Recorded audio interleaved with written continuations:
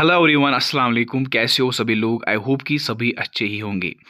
आज के जो हमारा वीडियो रहने वाला है वो हम बात करने वाले हैं CUET यानी कि कॉमन यूनिवर्सिटी एंट्रेंस टेस्ट। आप सभी को पता ही होगा कि इस साल 2023 में आप सबको तब तक एडमिशन नहीं मिलेगा जब तक आप ये एग्ज़ाम क्लियर नहीं करोगे। इस एग्ज़ाम को जानने के लिए आपको सबसे पहले सिलेबस पता होना चाहिए, पेपर पैटर्न क्या रहेगा वो पता होना चाहिए, इसमें सीट्स क्या रहती है, क्या इसमें कुछ वैकेंसीज़ होती है या फिर कुछ एग्ज़ेप्शंस होती हैं या फिर कट ऑफ क्या रहता है और एग्ज़ाम प्रिपरेशन जो है वो क्या होती है। आज की इस वीडियो में हम लोग यही 2-3 बातें आपके साथ डिस्कस करने वाले हैं, इसलिए आप इस वीडियो को एंड तक ज़रूर देखना, ठीक है? लेकिन उससे पहले अगर आप नए हो हमारी इस यूट्यूब चैनल पे, तो आप हमारी इस यूट्यूब चैनल को सब्सक्राइब कर सकते हो, बेल आइकन ऑन करना, व्हाट्सएप ग्रुप अगर आपने इंटरेस्ट है उसमें तो आप ज्वाइन कर सकते हो। चलो जी, अपना जो वीडियो है वो स्टार्ट करते हैं।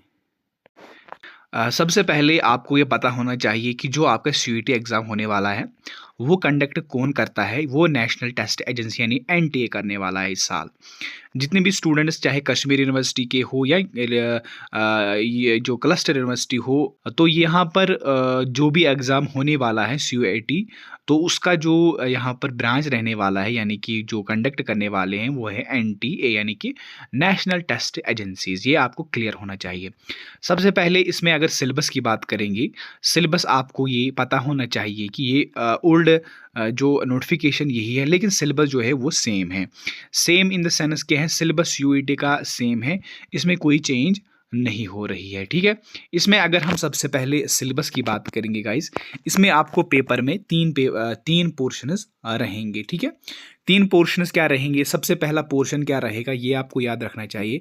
सबसे पहला आपको इंडियन लैंग्वेज, इसमें कोई भी लैंग्वेज आपको चूज़ करनी होगी, ठीक है? या तो आपको हिंदी करनी है, संस्कृत करनी है, इंग्लिश करनी है, पर्शियन करनी है या फिर उर्दू करनी है। जो आपकी लैंग्वेज हो वो आपको चूज़ करनी पड़ेगी।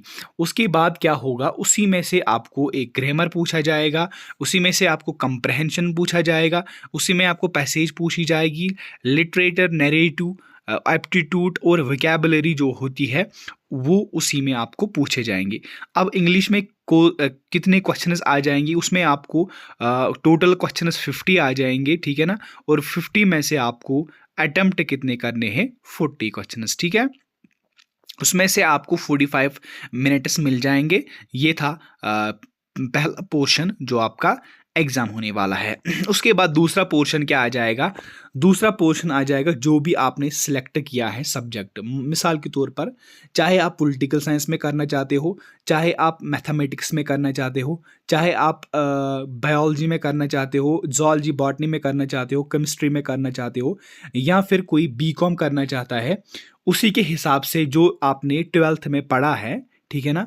जो आपने 12th में पढ़ा है उसी सब्जेक्ट को आपने रिवीजन करना है और वही क्वेश्चंस आपको 50 आ जाएंगे, लेकिन 50 में से आपको 40 क्वेश्चंस करने होंगे, ठीक है? उसमें से आपको कंप्यूटर बेस्ड टेस्ट हो जाएगा, ये CBT जिसको आप कहते हो, वही इसमें आ जाएगा। इसमें आपको 45 मिनट्स मिल जाएंगे यानी कि एक क्वेश्चन को 1 मिनट मिल जाए, क्योंकि ये मल्टीपल चॉइस होगा इसलिए 4 ऑप्शन में से एक ऑप्शन को आपको उस पर क्लिक करना पड़ेगा, ठीक है? वो मैं आपको दूसरी वीडियो में बता दूंगा आपको कैसे वो फिल करना है इंशाल्लाह। तो यहाँ पर अब तीसरा जो पोर्शन रहेगा सेक्शन 3 का, वो क्या रहेगा? इसमें से आपको 60 क्वेश्चंस आ जाएंगे, सॉरी 75 क्वेश्चंस आ जाएंगे। 75 में से आपको 60 क्वेश्चंस करने हैं। इसमें आपको 60 मिनट्स का टाइम मिल जाएगा। सबसे पहले अगर हम देखेंगे उसमें आता क्या है, ये इम्पॉर्टेंट जो तीसरा पोर्शन है वो ज़्यादा इंपॉर्टेंट है और दूसरा पोर्शन भी ज़्यादा इंपॉर्टेंट है, क्योंकि दूसरा पोर्शन में ही आपका मेरिट आ जाएगा, इसी में से आपको सिलेक्शन रहेगी, ठीक है? क्योंकि ये आपका सब्जेक्ट है इसी के हिसाब से। लेकिन ये जो है ये भी बहुत इंपॉर्टेंट है। इसमें से आपको आ जाएगा क्या, इसमें से आपको जनरल नॉलेज आ जाएगा। मिसाल के तौर पर जनरल और हिस्ट्री, जनरल नॉलेज पता होनी चाहिए आपको, इकोनॉमिक्स पता होनी चाहिए आपको, थोड़ा थोड़ा सा ऊपर ऊपर आपको ये पता होना चाहिए। उसके बाद करंट अफेयर ईयर्स में भी आपको थोड़ा सा होल्ड होना चाहिए। और उसके बाद न्यूमेरिकल एबिलिटी जो रीजनिंग होती है, ठीक है ना, या फिर एप्लीकेशन जो होती है, बेसिक मैथमेटिकल कॉन्सेप्ट जो होता है, ठीक है ना, अलजेब्रिक अर्थमेटिक प्रोग्रेस की बात करेंगे, जियोमेट्री, मेंसुरेशन, जो इसमें थोड़ा सा 8th ग्रेड तक होता है ना गाइस, उसी में से आपको जो क्वेश्चन है वो मिल जाएंगे। टोटल इसमें आपको अगर देखा जाएगा, इसमें 2 घंटे आपको मिल जाएंगे या तो 1 घंटा मिल जाएगा, वो डिपेंड करता है कि पेपर जो है वो पैटर्न कैसा आ जाएगा। ये मैं आपको सिलेबस बता रहा हूँ, सिलेबस आपको कैसा रहने वाला है सीयूईटी में, ठीक है। अब यहाँ पर दूसरा ऑप्शन है कि दूसरा जो पॉइंट है आपको वो ये है कि आपने सिलेबस जो है वो देख लिया होगा। अब दूसरा पॉइंट ये है कि अब यहाँ पर सीट्स जो है वो कट ऑफ क्या रहेगा, सीट्स क्या रहेगा, ठीक है। सीट्स क्या रहेगी, इसमें वैकेंट सीट्स नहीं रहती, यानी कि इसमें जो है वो अनलिमिटेड सीट्स होती हैं। जो स्टूडेंट कट ऑफ में आ जाएगा, जो स्टूडेंट अच्छे मार्क्स गेन करेगा, जो स्टूडेंट इसमें मतलब कि अच्छा परफॉर्मेंस करेगा, उसको सिलेक्शन हो जाएगी। सिलेक्शन के बाद उसको चाहे क्लस्टर यूनिवर्सिटी में उसने भरा होगा या फिर कश्मीर यूनिवर्सिटी में, जो भी एफिलिएटेड कॉलेजेस है उसमें से आपको एक कॉलेज मिल जाएगा। वो कैसे मिल जाएगा, वो आपको एंट्रेंस देने के बाद मिल जाएगा, ठीक है।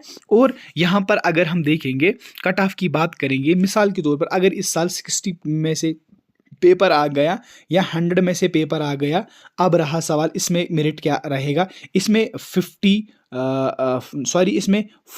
to 35 मेरिट रहता है। जैसा पेपर आ जाएगा उसी तरीके से मेरिट जो है वो लिस्ट जो है वो सामने निकल कर आ जाएगा। ये हम अभी एक्सपेक्ट नहीं कर सकते क्योंकि कट ऑफ जो है वो डिफरेंट रहता है, वो डिपेंड रहता है इस पर कि आपका जो पेपर है, अगर मॉडरेट रहा पेपर तो आपका जो कट ऑफ है वो बिलो हो जाएगा, अगर आपका टफ रहा है तो उसका कट ऑफ जो है वो हाई रहेगा, ठीक है।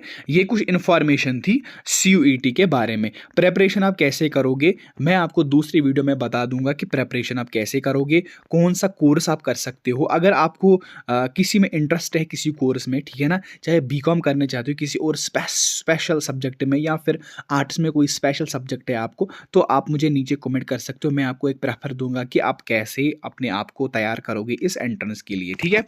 लास्ट में सजेशन दूंगा सभी लोगों को, इस साल आपको थोड़ी सी मेहनत करनी पड़ेगी, ठीक है ना। ना ही आपको 12th के मार्क्स काम आने वाले हैं, ना ही 10th के मार्क्स काम आने वाले हैं। इस साल जो भी होगा आपकी मेहनत रहेगी, जो आपने मेहनत की होगी, मतलब कि जो आपने 12th में पढ़ा होगा विद ब्रेन, अच्छे से पढ़ा होगा, ठीक है ना, तो वही आपको आज काम आ जाएगा। बाकी रट्टा वट्टा इसमें कुछ काम नहीं आने वाला है, ठीक है। और इस साल आपका साल भी ज़ाया होगा अगर आपने मेहनत नहीं की, अगर आपने अच्छे तरीके से पेपर नहीं किया, ठीक है। ये इन्फॉर्मेशन थी आप सभी लोगों के लिए, चाहे क्लस्टर यूनिवर्सिटी की बात करेंगे या फिर हम कश्मीर यूनिवर्सिटी की बात करेंगे या फिर IUST की बात करेंगे, सब के लिए एक ही है। जामिया मिलिया के लिए भी यही है, और साथ ही साथ ये दिल्ली यूनिवर्सिटी के लिए भी है, और साथ ही साथ अलीगढ़ मुस्लिम यूनिवर्सिटी के लिए भी अवेलेबल है, ठीक है। ये छोटी सी इन्फॉर्मेशन थी आप सभी लोगों के लिए। अगर अच्छी लगी सो लाइक शेयर ज़रूर करना। बाई को दीजिए इजाज़त। अल्लाह हाफ़िज़।